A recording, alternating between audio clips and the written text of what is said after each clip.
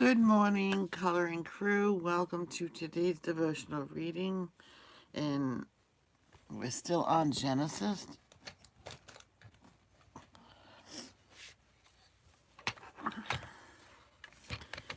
If I remember, we left off on chapter 20. Let's say the Lord's Prayer first. Our Father who art in heaven, hallowed be thy name. Thy kingdom come, thy will be done on earth as it is in heaven. Give us this day our daily bread. Forgive us for our trespasses. Forgive those who trespass against us. Lead us not to temptation, but deliver us from evil. Amen.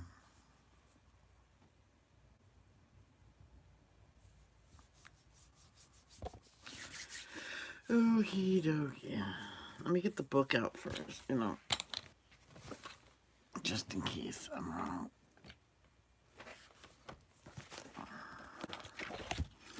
This version of Bible I'm reading, I like that better because he reads it in feeling. Like it's exciting.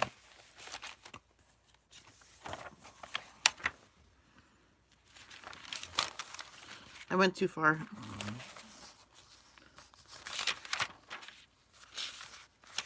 1 through 8, 9 through 20. Okay.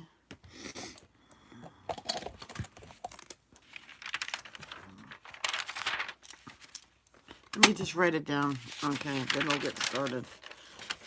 I have a pinching feeling in my wrist. I don't know why. So today's Friday.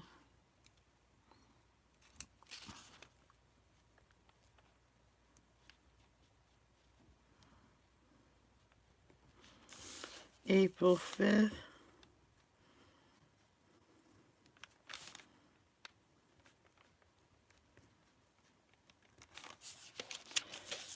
Read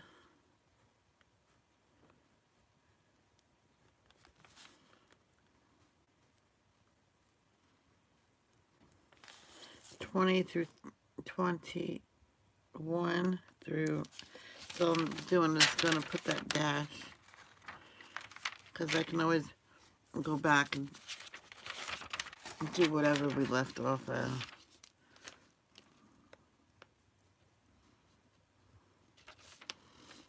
I write it down twice, because I'm doing read the Bible in a year, so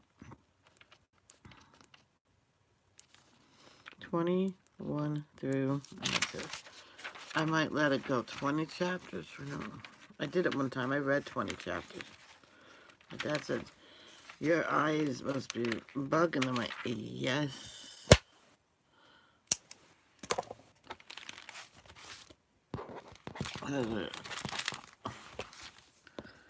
And I'll just check that later.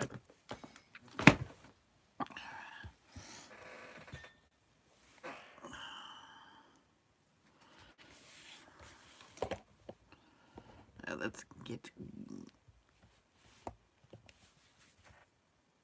Yeah, I don't read the scriptures on Friday, Saturday, Sunday. It's supposed to be Thursday, Friday, Saturday. But I changed it to Friday, Saturday, Sunday.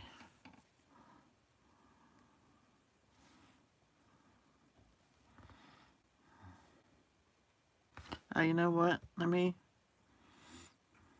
Should I go to my group?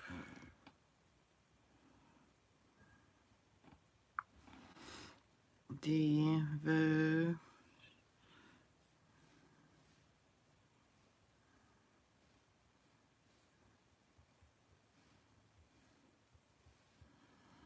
There we go.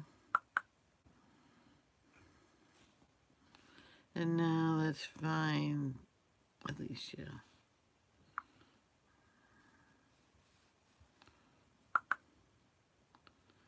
Okay, now I go to the book.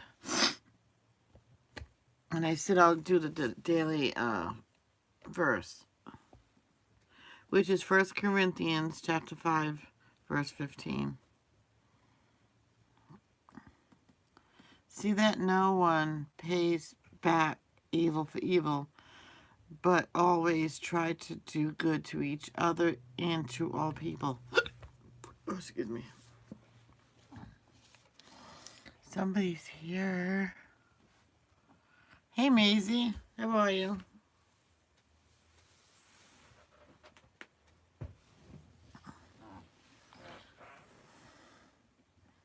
I'm good. But about the Bible study, you can still do it. You just record it and upload it. Then delete it from your device and do part two. So you can do the, you know.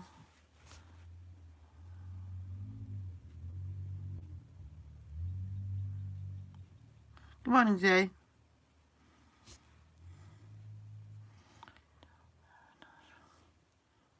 Really? Even if you upload it and then delete it?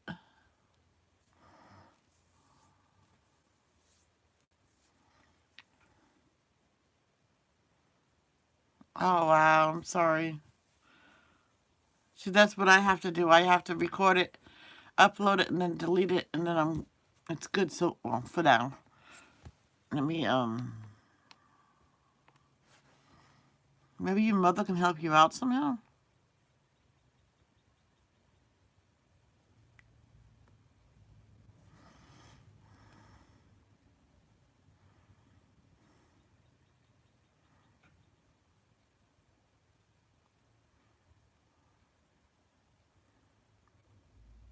Do you ever try to record through YouTube?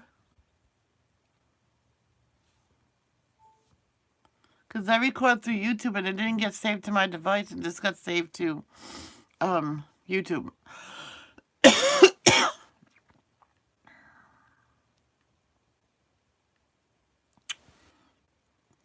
Come on, iPad. My iPad's still sleeping. I was pressing the numbers and it didn't go. It's weird.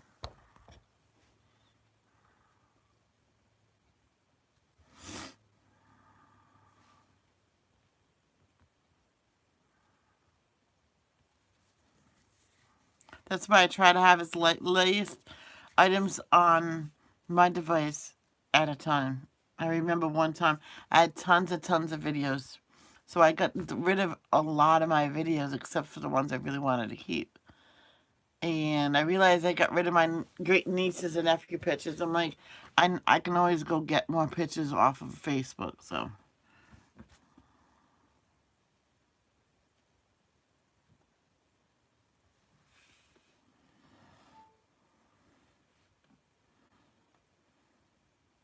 I'm just going to get the chat going and then I'll turn this on.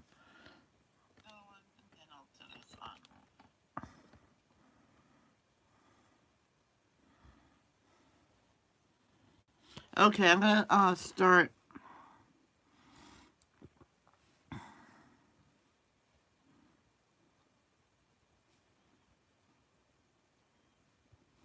Chapter 21. Genesis. The birth of Isaac. The Lord kept his word and did for Sarah exactly what he had promised. She became pregnant, and she gave birth to a son for Abraham in his old age. This happened at just the time God had said it would. And Abraham named their son Isaac. 8 days after Isaac was born, Abraham circumcised him as God had commanded.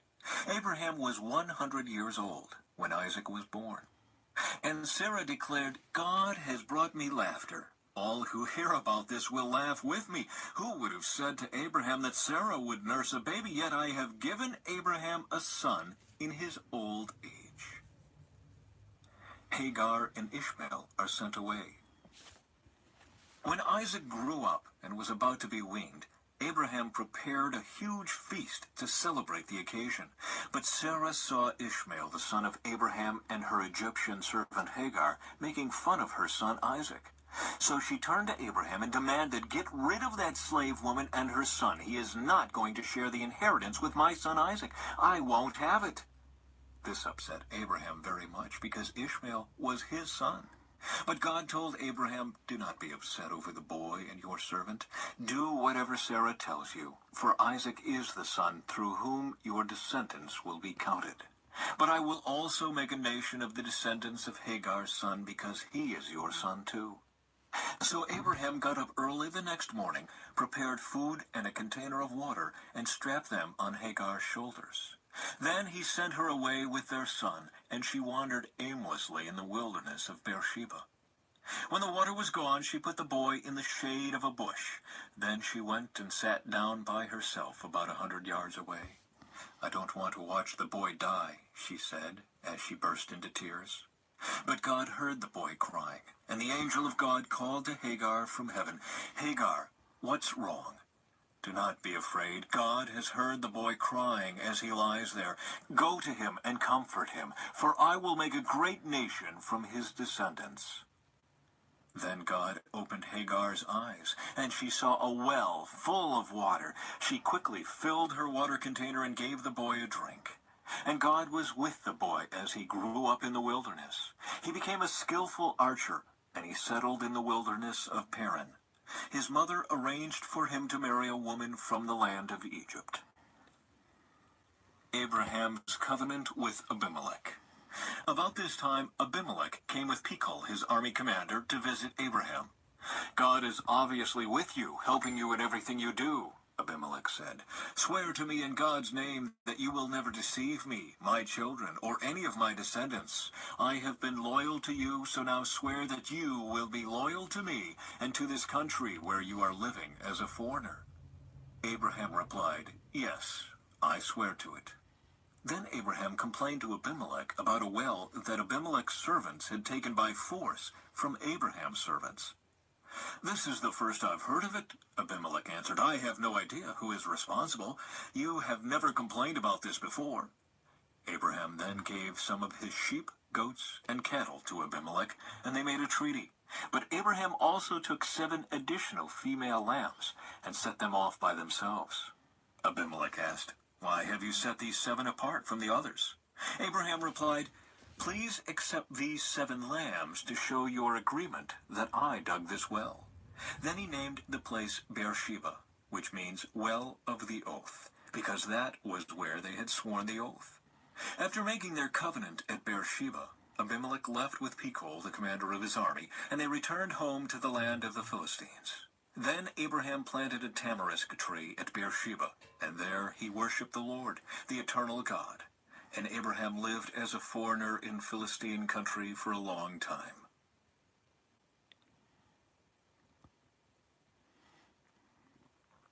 Chapter 22. Abraham's faith tested. Sometime later, God tested Abraham's faith. "Abraham," God called. "Yes," he replied, "here I am." "Take your son, your only son, yes, Isaac, whom you love so much, and go to the land of Moriah. Go and sacrifice him as a burnt offering on one of the mountains, which I will show you."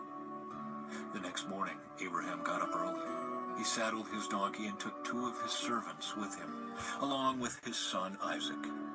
Then he chopped wood for a fire for a burnt offering and set out for the place God had told him about. On the 3rd day of their journey, Abraham looked up and saw the place in the distance.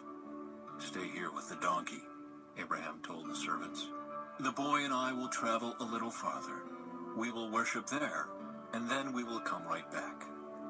So Abraham placed the wood for the burnt offering on Isaac's shoulders, while he himself carried the fire and the knife.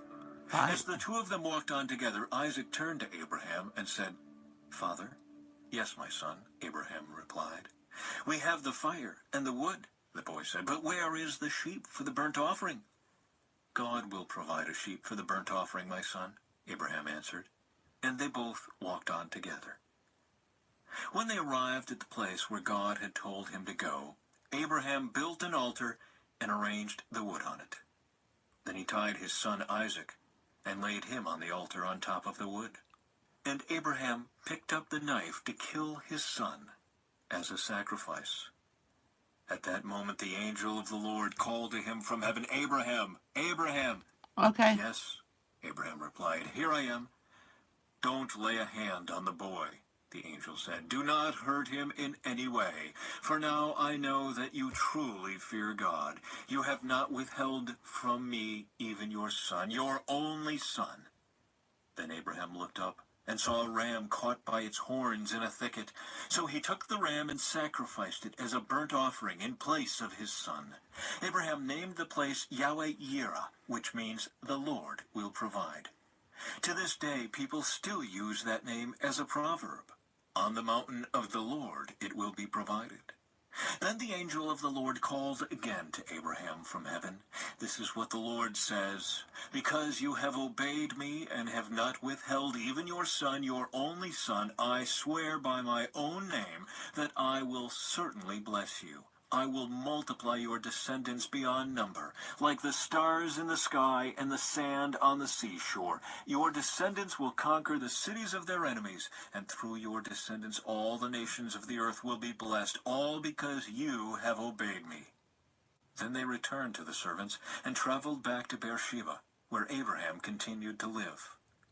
Soon after this, Abraham heard that Milcah, his brother Nahor's wife, had borne Nahor 8 sons.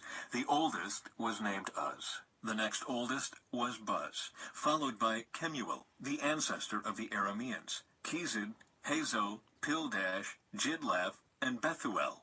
Bethuel became the father of Rebekah. In addition to these 8 sons from Milcah, Nahor had 4 other children from his concubine Reumah. Their names were Tebah, Gaham, Tahash, and Maacah. Chapter 23. The Burial of Sarah. When Sarah was 120... Chapter 23. Sorry. The Burial of Sarah. When Sarah was 127 years old, she died at Kiriath Arba, now called Hebron, in the land of Canaan. There Abraham mourned and wept for her. Then, leaving her body, he said to the Hittite elders, "Here I am, a stranger and a foreigner among you. Please sell me a piece of land so I can give my wife a proper burial." The Hittites replied to Abraham, "Listen, my lord, you are an honored prince among us. Choose the finest of our tombs and bury her there. No one here will refuse to help you in this way." Then Abraham bowed low before the Hittites and said, "Since you are willing to help me in this way, be so kind as to ask Ephron, son of Zohar, to let me buy his cave at Machpelah, down at the end of his field. I will pay the full price in the presence of witnesses, so I will have a permanent burial place for my family." Ephron was sitting there among the others, and he answered Abraham as the others listened, speaking publicly before all the Hittite elders of the town. "No, my lord," he said to Abraham, "please listen to me. I will give you the field and the cave. Here in the presence of my people, I give it to you. Go and bury your dead." Abraham again bowed low before the citizens of the land, and he replied to Ephron as everyone listened, "No, listen to me. I will buy it from you. Let me pay the full price for the field so I can bury my dead there." Ephron answered Abraham, "My lord, please listen to me. The land is worth 400 pieces of silver. But what is that between friends? Go ahead and bury your dead." So Abraham agreed to Ephron's price and paid the amount he had suggested, 400 pieces of silver, weighed according to the market standard. The Hittite elders witnessed the transaction. So Abraham bought the plot of land belonging to Ephron at Machpelah, near Mamre. This included the field itself, the cave that was in it, and all the surrounding trees. It was transferred to Abraham as his permanent possession in the presence of the Hittite elders at the city gate. Okay. Then Abraham buried his wife Sarah there in Canaan, in the cave of Machpelah, near Mamre, also called Hebron. So the field and the cave were transferred from the Hittites to Abraham for use as a permanent burial place.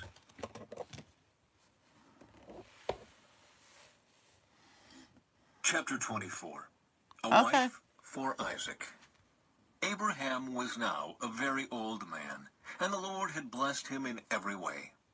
One day Abraham said to his oldest servant, the man in charge of his household, "Take an oath by putting your hand under my thigh. Swear by the Lord, the God of heaven and earth, that you will not allow my son to marry one of these local Canaanite women. Go instead to my homeland, to my relatives, and find a wife there for my son Isaac." The servant asked, "But what if I can't find a young woman who is willing to travel so far from home? Should I then take Isaac there to live among your relatives in the land you came from?" "No," Abraham responded, "Be careful never to take my son there. For the Lord, the God of heaven, who took me from my father's house and my native land, solemnly promised to give this land to my descendants. He will send his angel ahead of you, and he will see to it that you find a wife there for my son. If she is unwilling to come back with you, then you are free from this oath of mine. But under no circumstances are you to take my son there." So the servant took an oath by putting his hand under the thigh of his master Abraham. He swore to follow Abraham's instructions. Then he loaded 10 of Abraham's camels with all kinds of expensive gifts from his master, and he traveled to distant Aram Naharaim. There he went to the town where Abraham's brother Nahor had settled. He made the camels kneel beside a well just outside the town. It was evening, and the women were coming out to draw water. "O Lord, God of my master Abraham," he prayed, "please give me success today and show unfailing love to my master Abraham. See, I am standing here beside this spring, and the young women of the town are coming out to draw water. This is my request. I will ask one of them, 'Please give me a drink from your jug.' If she says, 'Yes, have a drink and I will water your camels too,' let her be the one you have selected as Isaac's wife. This is how I will know that you have shown unfailing love to my master." Before he had finished praying, he saw a young woman named Rebekah coming out with her water jug on her shoulder. She was the daughter of Bethuel, who was the son of Abraham's brother Nahor and his wife Milcah. Rebekah was very beautiful and old enough to be married, but she was still a virgin. She went down to the spring, filled her jug, and came up again. Running over to her, the servant said, "Please, give me a little drink of water from your jug." "Yes, my lord," she answered. "Have a drink." And she quickly lowered her jug from her shoulder and gave him a drink. When she had given him a drink, she said, "I'll draw water for your camels too, until they have had enough to drink." So she quickly emptied her jug into the watering trough and ran back to the well to draw water for all his camels. The servant watched her in silence, wondering whether or not the Lord had given him success in his mission. Then at last, when the camels had finished drinking, he took out a gold ring for her nose and 2 large gold bracelets for her wrists. "Whose daughter are you?" he asked. "And please tell me, would your father have any room to put us up for the night?" "I am the daughter of Bethuel," she replied. "My grandparents are Nahor and Milcah. Yes, we have plenty of straw and feed for the camels, and we have room for guests." The man bowed low and worshipped the Lord. "Praise the Lord, the God of my master Abraham," he said. "The Lord has shown unfailing love and faithfulness to my master, for he has led me straight to my master's relatives." The young woman ran home to tell her family everything that had happened. Now Rebekah had a brother named Laban, who ran out to meet the man at the spring. He had seen the nose ring and the bracelets on his sister's wrists, and had heard Rebekah tell what the man had said. So he rushed out to the spring where the man was still standing beside his camels. Laban said to him, "Come and stay with us, you who are blessed by the Lord. Why are you standing here outside the town when I have a room all ready for you and a place prepared for the camels?" So the man went home with Laban, and Laban unloaded the camels, gave him straw for their bedding, fed them, and provided water for the man and the camel drivers to wash their feet. Then food was served. But Abraham's servant said, "I don't want to eat until I have told you why I have come." "All right," Laban said, "tell us." "I am Abraham's servant," he explained, "and the Lord has greatly blessed my master. He has become a wealthy man. The Lord has given him flocks of sheep and goats, herds of cattle, a fortune in silver and gold, and many male and female servants and camels and donkeys. When Sarah, my master's wife, was very old, she gave birth to my master's son, and my master has given him everything he owns. And my master made me take an oath. He said, 'Do not allow my son to marry one of these local Canaanite women. Go instead to my father's house, to my relatives, and find a wife there for my son.' But I said to my master, 'What if I can't find a young woman who is willing to go back with me?' He responded, 'The Lord in whose presence I have lived will send his angel with you and will make your mission successful. Yes, you must find a wife for my son from among my relatives, from my father's family. Then you will have fulfilled your obligation. But if you go to my relatives and they refuse to let her go with you, you will be free from my oath. So today, when I came to the spring, I prayed this prayer. O Lord God of my master Abraham, please give me success on this mission. See, I am standing here beside the spring. This is my request. When a young woman comes to draw water, I will say to her, please give me a little drink of water from your jug. If she says, yes, have a drink, and I will draw water for your camels too, let her be the one you have selected to be the wife of my master's son. Before I had finished praying in my heart, I saw Rebekah coming out with her water jug on her shoulder. She went down to the spring and drew water. So I said to her, please give me a drink. She quickly lowered her jug from her shoulder and said, yes, have a drink and I will water your camels too. So I drank, and then she watered the camels. Then I asked, whose daughter are you? She replied, I am the daughter of Bethuel, and my grandparents are Nahor and Milcah. So I put the ring on her nose and the bracelets on her wrists. Then I bowed low and worshipped the Lord. I praised the Lord, the God of my master Abraham, because he had led me straight to my master's niece to be his son's wife. So tell me, will you or won't you show unfailing love and faithfulness to my master? Please tell me yes or no, and then I'll know what to do next. Then Laban and Bethuel replied, the Lord. Excuse me, guys. Sorry. Hold on. Excuse me. Has obviously brought you here, so there is nothing we can say. Here is Rebekah, take her and go. Yes, let her be the wife of your master's son, as the Lord has directed. When Abraham's servant heard their answer, he bowed down to the ground and worshipped the Lord. Then he brought out silver and gold jewelry and clothing and presented them to Rebekah. He also gave expensive presents to her brother and mother.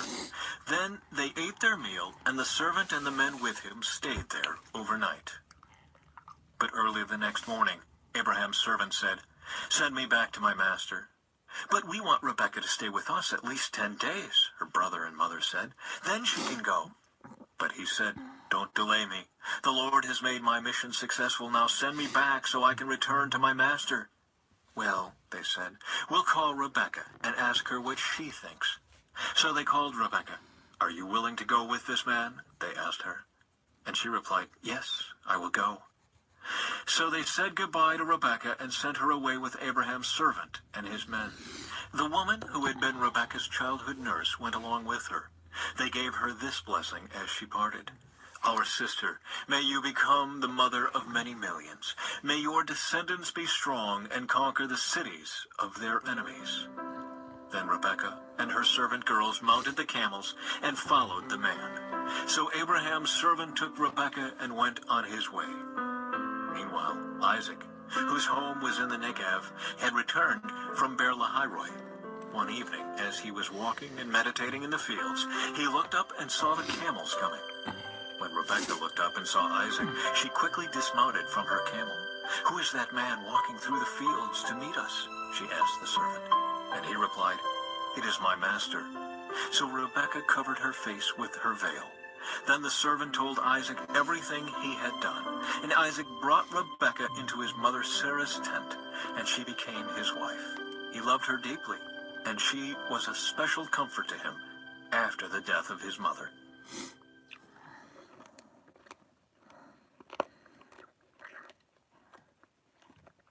Chapter 25.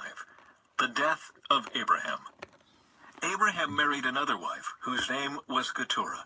She gave birth to Zimran, Jokshan, Medan, Midian, Ishbak, and Shua. Jokshan was the father of Sheba and Dedan. Dedan's descendants were the Asherites, Letushites, and Leumites. Midian's sons were Ephah, Epher, Hanok, Abidah, and Eldah. These were all descendants of Abraham through Keturah. Abraham gave everything he owned to his son Isaac, but before he died he gave gifts to the sons of his concubines and sent them off to a land in the east, away from Isaac. Abraham lived for 175 years, and he died at a ripe old age, having lived a long and satisfying life. He breathed his last and joined his ancestors in death. His sons Isaac and Ishmael buried him in the cave of Machpelah near Mamre, in the field of Ephron, son of Zohar the Hittite. This was the field Abraham had purchased from the Hittites, and where he had buried his wife Sarah. After Abraham's death, God blessed his son Isaac, who settled near Beer-lahai-roi in the Negev. Ishmael's descendants. This is the account of the family of Ishmael, the son of Abraham, through Hagar, Sarah's Egyptian servant.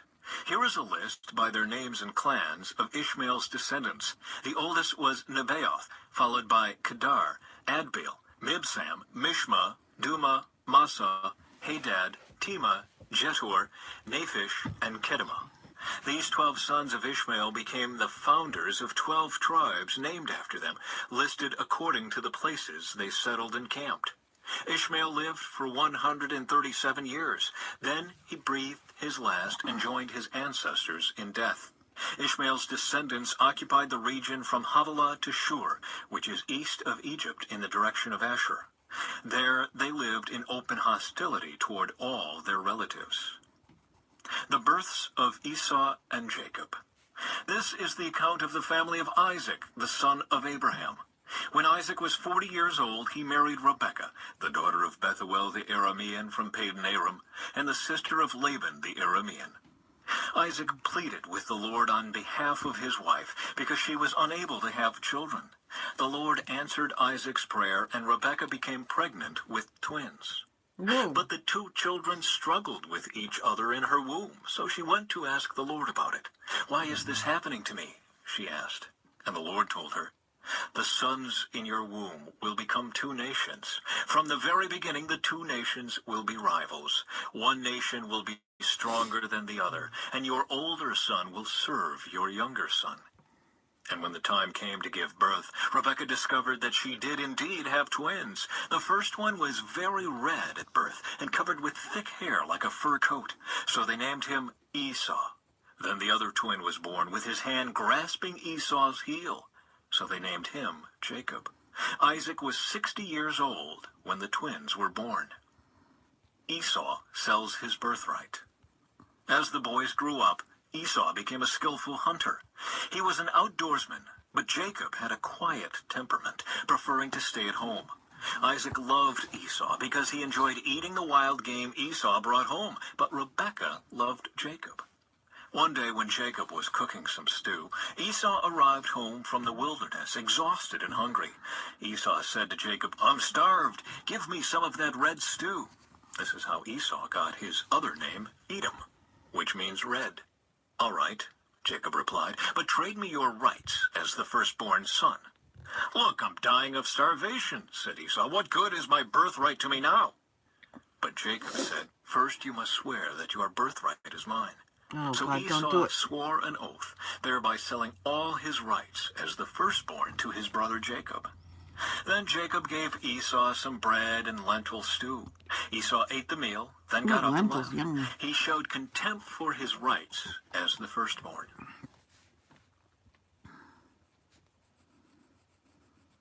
Chapter 26.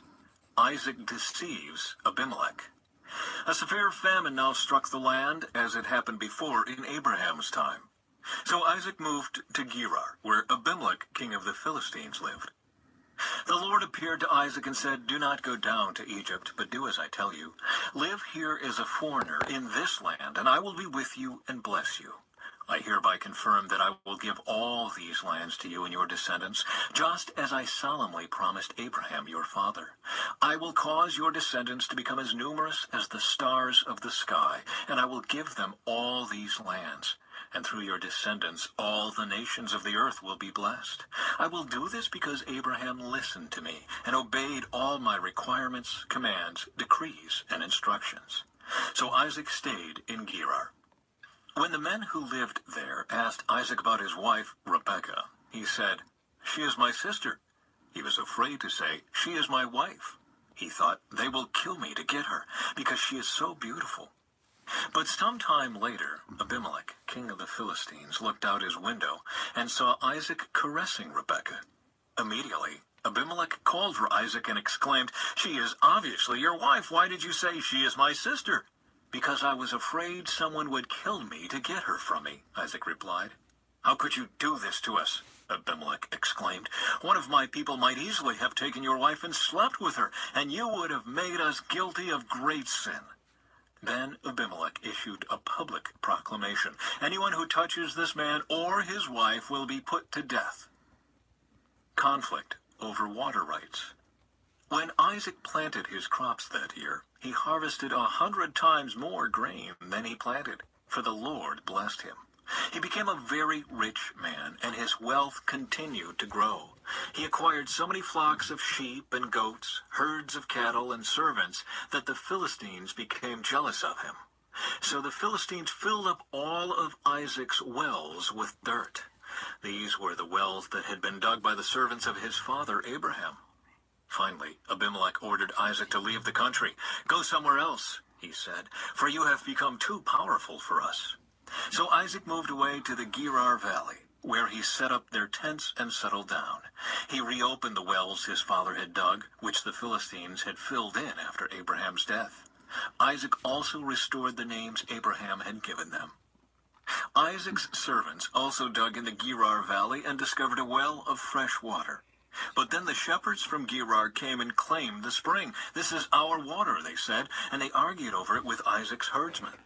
So Isaac named the well Esek, which means argument.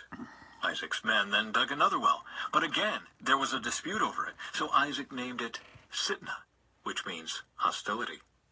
Abandoning that one, Isaac moved on and dug another well. This time there was no dispute over it, so Isaac named the place Rehoboth, which means open space. For he said, "At last the Lord has created enough space for us to prosper in this land." From there, Isaac moved to Beersheba, where the Lord appeared to him on the night of his arrival. "I am the God of your father Abraham," he said. "Do not be afraid, for I am with you and will bless you. I will multiply your descendants, and they will become a great nation. I will do this because of my promise to Abraham, my servant." Then Isaac built an altar there and worshipped the Lord. He set up his camp at that place, and his servants dug another well. Isaac's covenant with Abimelech. One day, King Abimelech came from Gerar with his advisor, Ahuzeth, and also Pichol, his army commander. "Why have you come here?" Isaac asked. "You obviously hate me since you kicked me off your land." They replied, "We can plainly see that the Lord is with you. So we want to enter into a sworn treaty with you. Let's make a covenant. Swear that you will not harm us, just as we have never troubled you. We have always treated you well, and we sent you away from us in peace. And now look how the Lord has blessed you." So Isaac prepared a covenant feast to celebrate the treaty, and they ate and drank together. Early the next morning, they each took a solemn oath not to interfere That's good, Alicia. You're nice and full. with each other. Then Isaac sent them home again, and they left him in peace. That very day, Isaac's servants came and told him about a new well they had dug. "We've found water," they exclaimed. So Isaac named the well Shibah, which means oath. And to this day, the town that grew up there is called Beersheba, which means well of the oath. At the age of 40, Esau married 2 Hittite wives, Judith, the daughter of Berai, and Besmath, the daughter of Elon. But Esau's wives made life miserable for Isaac and Rebekah.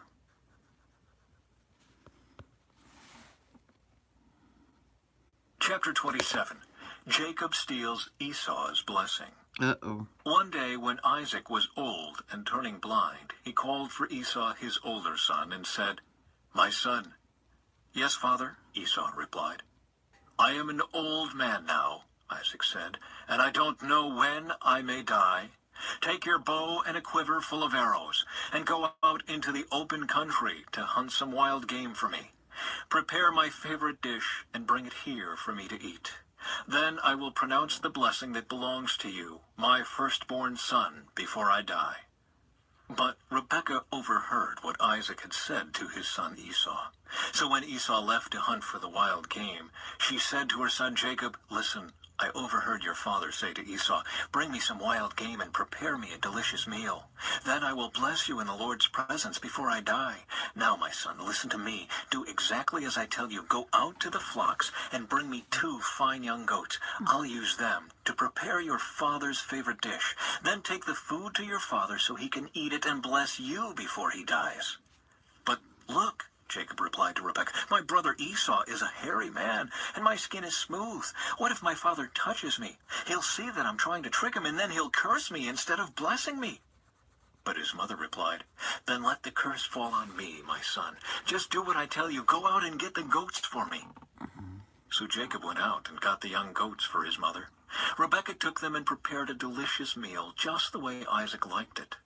Then she took Esau's favorite clothes, which were there in the house, and gave them to her younger son Jacob.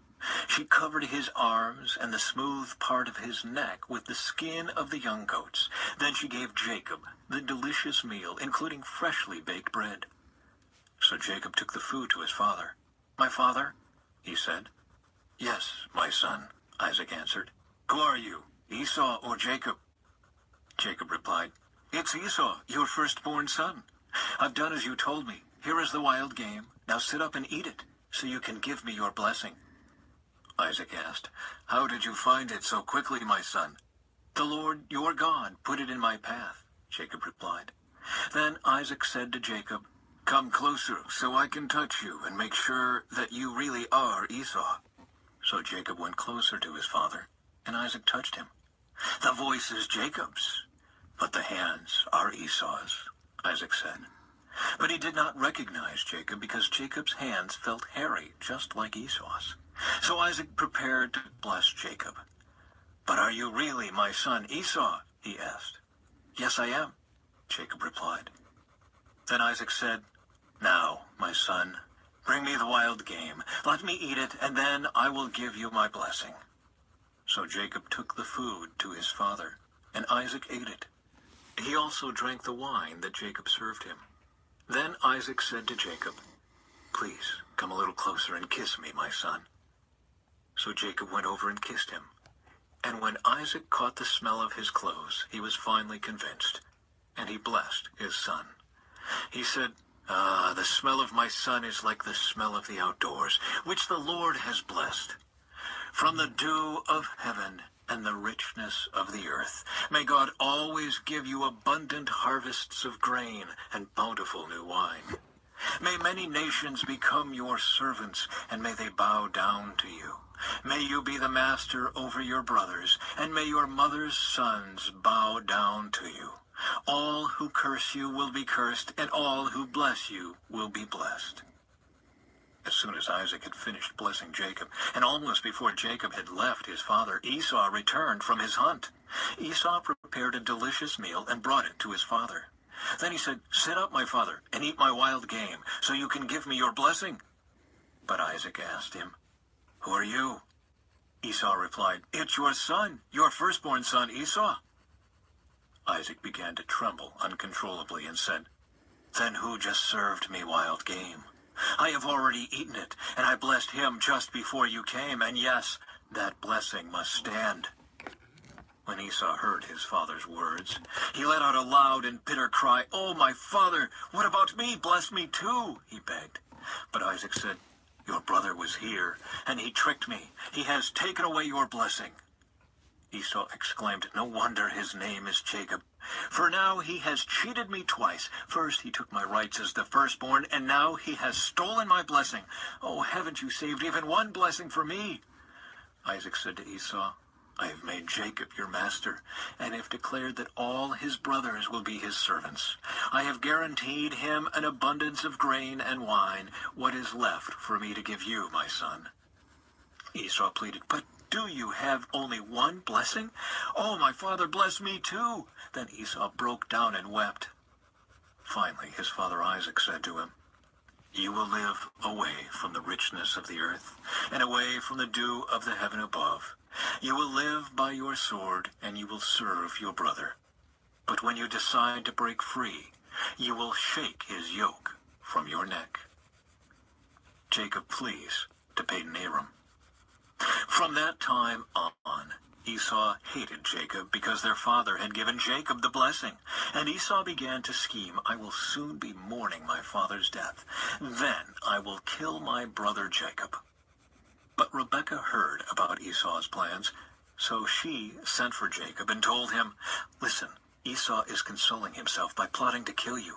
So listen carefully, my son. Get ready and flee to my brother Laban in Haran. Stay there with him until your brother cools off. When he calms down and forgets what you have done to him, I will send for you to come back. Good morning, Layla. How are you? Why should I lose both of you in one day? Then Rebekah said to Isaac, I'm sick and tired of these local Hittite women. I would rather die than see Jacob marry one of them.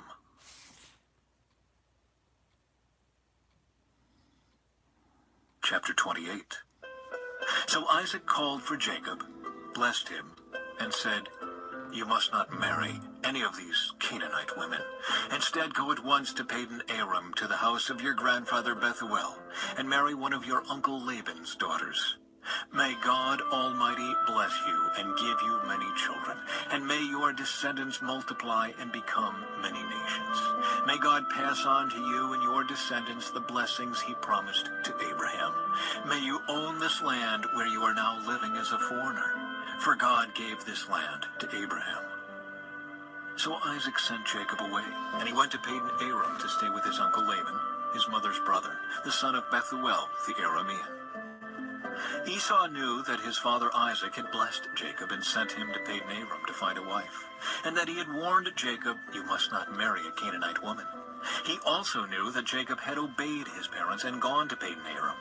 It was now very clear to Esau that his father did not like the local Canaanite women.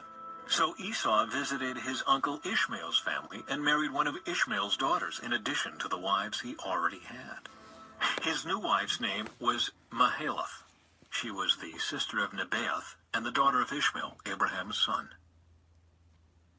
Jacob's dream at Bethel. Meanwhile, Jacob left Beersheba and traveled toward Haran. At sundown, he arrived at a good place to set up camp and stopped there for the night. Jacob found a stone to rest his head against and lay down to sleep. As he slept, he dreamed of a stairway that reached from the earth up to heaven, and he saw the angels of God going up and down the stairway.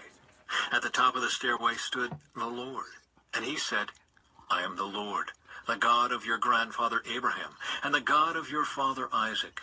The ground you are lying on belongs to you. I am giving it to you and your descendants. Your descendants will be as numerous as the dust of the earth. They will spread out in all directions, to the west and the east, to the north and the south, and all the families of the earth will be blessed through you and your descendants. What's more, I am with you, and I will protect you wherever you go. One day, I will bring you back to this land. I will not leave you until I have finished giving you everything I have promised you. Then Jacob awoke from his sleep and said, Surely the Lord is in this place, and I wasn't even aware of it. But he was also afraid and said, What an awesome place this is. It is none other than the house of God, the very gateway to heaven. The next morning, Jacob got up very early. He took the stone he had rested his head against, and he set it upright as a memorial pillar. Then he poured olive oil over it. He named that place Bethel, which means house of God, although the name of the nearby village was Luz. Then Jacob made this vow, If God will indeed be with me and protect me on this journey, and if he will provide me with food and clothing, and if I return safely to my father's home, then the Lord will certainly be my God. And this memorial pillar I have set up will become a place for worshiping God, and I will present to God 1/10 of everything he gives me. What happened? Oh. Chapter 29. Jacob arrives at Padan Aram. Then Jacob hurried on, finally arriving in the land of the east.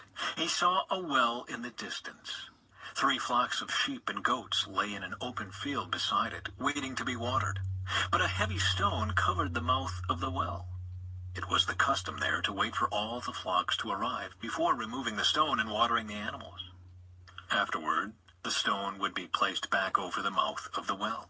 Jacob went over to the shepherds and asked, "Where are you from, my friends?" "We are from Haran," they answered. "Do you know a man there named Laban, the grandson of Nahor?" he asked. "Yes, we do," they replied. "Is he doing well?" Jacob asked. "Yes, he's well," they answered. "Look, here comes his daughter Rachel with the flock now." Jacob said, "Look, it's still broad daylight, too early to round up the animals. Why don't you water the sheep and goats so they can get back out to pasture?" "We can't water the animals until all the flocks have arrived," they replied. "Then the shepherds move the stone from the mouth of the well, and we water all the sheep and goats." Jacob was still talking with them when Rachel arrived with her father's flock, for she was a shepherd. And because Rachel was his cousin, the daughter of Laban, his mother's brother, and because the sheep and goats belonged to his uncle Laban, Jacob went over to the well and moved the stone from its mouth and watered his uncle's flock. Then Yay. Jacob kissed Rachel, and he wept aloud. He explained to Rachel that he was her cousin on her father's side, the son of her aunt Rebekah. So Rachel quickly ran and told her father Laban. As soon as Laban heard that his nephew Jacob had arrived, he ran out to meet him. He embraced and kissed him and brought him home. When Jacob had told him his story, Laban exclaimed, "You really are my own flesh and blood." Jacob marries Leah and Rachel. After Jacob had stayed with Laban for about a month, Laban said to him, "You shouldn't work for me without pay just because we are relatives. Tell me how much your wages should be." Now Laban had 2 daughters. The older daughter was named Leah, and the younger one was Rachel. There was no sparkle in Leah's eyes, but Rachel had a beautiful figure and a lovely face. Since Jacob was in love with Rachel, he told her father, "I'll work for Bye, Alicia. Take care. you for 7 years if you'll give me Rachel, your younger daughter, as my wife." "Agreed," Laban replied. "I'd rather give her to you than to anyone else. Stay and work with me." So Jacob worked 7 years to pay for Rachel. But his love for her was so strong that it seemed to him but a few days. Finally, the time came for him to marry her. "I have fulfilled my agreement," Jacob said to Laban. "Now give me my wife so I can marry her." So Laban invited everyone in the neighborhood and prepared a wedding feast. But that night, when it was dark, Laban took Leah to Jacob, and he slept with her. Laban had given Leah a servant, Zilpah, to be her maid. But when Jacob woke up in the morning, it was Leah. "What have you done to me?" Jacob raged at Laban. "I worked 7 years for Rachel. Why have you tricked me?" "It's not our custom here to marry off a younger daughter ahead of the firstborn," Laban replied. "But wait until the bridal week is over. Then we'll give you Rachel too, provided you promise to work another 7 years for me."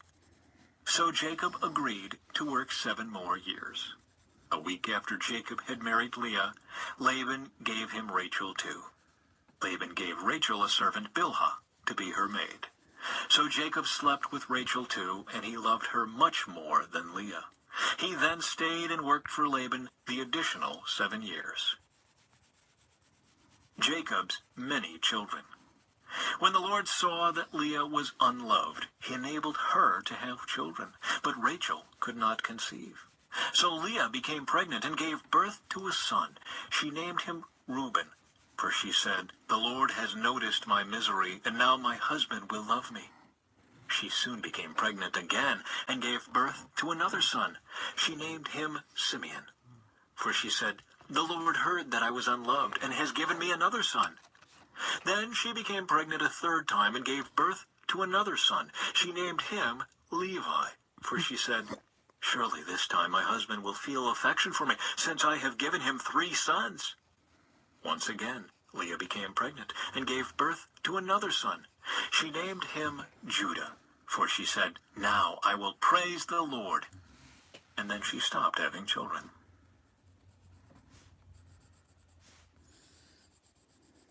Chapter 30. When Rachel saw that she wasn't having any children for Jacob, she became jealous of her sister. She pleaded with Jacob, "Give me children or I'll die." Then Jacob became furious with Rachel. "Am I God?" he asked. "He's the one who has kept you from having children." Then Rachel told him, Take my maid Bilhah and sleep with her. She will bear children for me, and through her I can have a family too." So Rachel gave her servant Bilhah to Jacob as a wife, and he slept with her. Bilhah became pregnant and presented him with a son. Rachel named him Dan, for she said, "God has vindicated me. He has heard my request and given me a son." Then Bilhah became pregnant again and gave Jacob a second son. Rachel named him Naphtali, for she said, "I have struggled hard with my sister, and I'm winning." Meanwhile, Leah realized that she wasn't getting pregnant anymore, so she took her servant Zilpah and gave her to Jacob as a wife. Soon Zilpah presented him with a son. Leah named him Gad, for she said, "How fortunate I am." Then Zilpah gave Jacob a second son, and Leah named him Asher, for she said, "What joy is mine! Now the other women will celebrate with me." One day during the wheat harvest, Reuben found some mandrakes growing in a field and brought them to his mother Leah. Rachel begged Leah, "Please give me some of your son's mandrakes." But Leah angrily replied, "Wasn't it enough that you stole my husband? Now will you steal my son's mandrakes too?" Rachel answered, "I will let Jacob sleep with you tonight if you give me some of the mandrakes." So that evening, as Jacob was coming home from the fields, Leah went out to meet him. "You must come and sleep with me tonight," she said. "I have paid for you with some mandrakes that my son found." So that night he slept with Leah. And God answered Leah's prayers. She became pregnant again and gave birth to a fifth son for Jacob. She named him Issachar, for she said, "God has rewarded me for giving my servant to my husband as a wife." Then Leah became pregnant again and gave birth to a sixth son for Jacob. She named him Zebulun, for she said, "God has given me a good reward. Now my husband will treat me with respect, for I have given him 6 sons." Later, she gave birth to a daughter and named her Dinah. Then God remembered Rachel's plight and answered her prayers by enabling her to have children. She became pregnant and gave birth to a son. "God has removed my disgrace," she said, and she named him Joseph. For she said, "May the Lord add yet another son to my family." Jacob's wealth increases. Soon after Rachel had given birth to Joseph, Jacob said to Laban, "Please release me so I can go home to my own country. Let me take my wives and children, for I have earned them by serving you, and let me be on my way. You certainly know how hard I have worked for you." "Please, listen to me," Laban replied. "I have become wealthy, for the Lord has blessed me because of you. Tell me how much I owe you. Whatever it is, I'll pay it." Jacob replied, "You know how hard I've worked for you, and how your flocks and herds have grown under my care. You had little indeed before I came, but your wealth has increased enormously. The Lord has blessed you through everything I've done. But now, what about me? When can I start providing for my own family?" "What wages do you want?" Laban asked again. Jacob replied, "Don't give me anything. Just do this one thing, and I'll continue to tend and watch over your flocks. Let me inspect your flocks today and remove all the sheep and goats that are speckled or spotted, along with all the black sheep. Give these to me as my wages. In the future, when you check on the animals you have given me as my wages, you'll see that I have been honest. If you find in my flock any goats without speckles or spots, or any sheep that are not black, you will know that I have stolen them from you." "All right." Hey, bro, how are you? Oh my God, you didn't go to bed yet? Oh, good night. Laban replied, "It will be as you say." But that very day Laban went out and removed the male goats that were streaked and spotted, all the female goats that were speckled and spotted or had white patches, and all the black sheep. He placed them in the care of his own sons, who took them a 3 days' journey from where Jacob was. Meanwhile, Jacob stayed and cared for the rest of Laban's flock. Then Jacob took some fresh branches from poplar, almond, and plane trees and peeled off strips of bark, making white streaks on them. Then he placed these peeled branches in the watering troughs where the flocks came to drink, for that was where they made it. And when they made it in front of the white streaked branches, they gave birth to young that were streaked, speckled, and spotted. Jacob separated those lambs from Laban's flock, and at mating time he turned the flock to face Laban's animals that were streaked or black. This is how he built his own flock instead of increasing Laban's.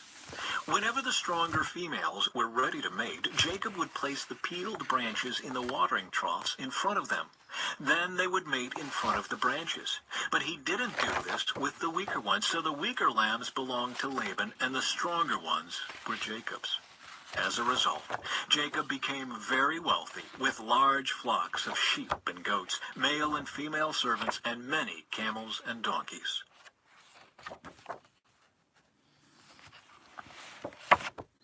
Chapter 31. This is the last one. Jacob flees from Laban. But Jacob soon learned that Laban's sons were grumbling about him. Jacob has robbed our father of everything, they said. He has gained all his wealth at our father's expense. And Jacob began to notice a change in Laban's attitude toward him. Then the Lord said to Jacob, "Return to the land of your father and grandfather, and to your relatives there, and I will be with you." So Jacob called Rachel and Leah out to the field, where he was watching his flock. He said to them, "I have noticed that your father's attitude toward me has changed, but the God of my father has been with me. You know how hard I have worked for your father, but he has cheated me, changing my wages 10 times. But God has not allowed him to do me any harm. For if he said, 'The speckled animals will be your wages,' the whole flock began to produce speckled young. And when he changed his mind and said, 'The striped animals will be your wages,' then the whole flock produced striped young. In this way God has taken your father's animals and given them to me. One time during the mating season, I had a dream and saw that the male goats mating with the females were streaked, speckled, and spotted. Then in my dream the angel of God said to me, 'Jacob,' and I replied, 'Yes, here I am.' The angel said, 'Look up, and you will see that only the streaked, speckled, and spotted males are mating with the females of your flock. For I have seen how Laban has treated you. I am the God who appeared to you at Bethel, the place where you anointed the pillar of stone and made your vow to me. Now get ready and leave this country and return to the land of your birth.'" Rachel and Leah responded, "That's fine with us. We won't inherit any of our father's wealth anyway. He has reduced our rights to those of foreign women, and after he sold us, he wasted the money you paid him for us. All the wealth God has given you from our father legally belongs to us and our children, so go ahead and do whatever God has told you." So Jacob put his wives and children on camels, and he drove all his livestock in front of him. He packed all the belongings he had acquired in Padan Aram and set out for the land of Canaan, where his father Isaac lived. At the time they left, Laban was some distance away, shearing his sheep. Rachel stole her father's household idols and took them with her. Jacob outwitted Laban the Aramean, for they set out secretly and never told Laban they were leaving. So Jacob took all his possessions with him and crossed the Euphrates River, heading for the hill country of Gilead.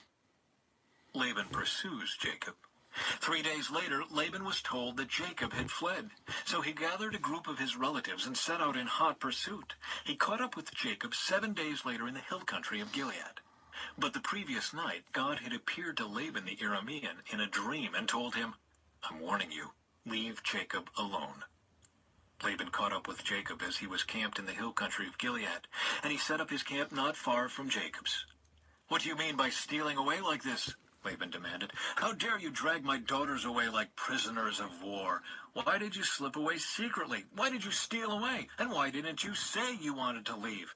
I would have given you a farewell feast with singing and music, accompanied by tambourines and harps. Why didn't you let me kiss my daughters and grandchildren and tell them goodbye? You have acted very foolishly.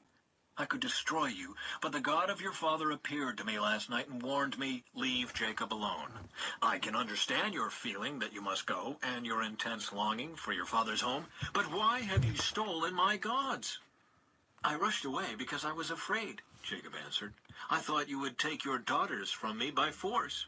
But as for your gods, see if you can find them, and let the person who has taken them die. And if you find anything else that belongs to you, identify it before all these relatives of ours, and I will give it back." But Jacob did not know that Rachel had stolen the household idols. Laban went first into Jacob's tent to search there. then into Leah's, and then the tents of the 2 servant wives. But he found nothing. Finally, he went into... Oh, congratulations, Goldman.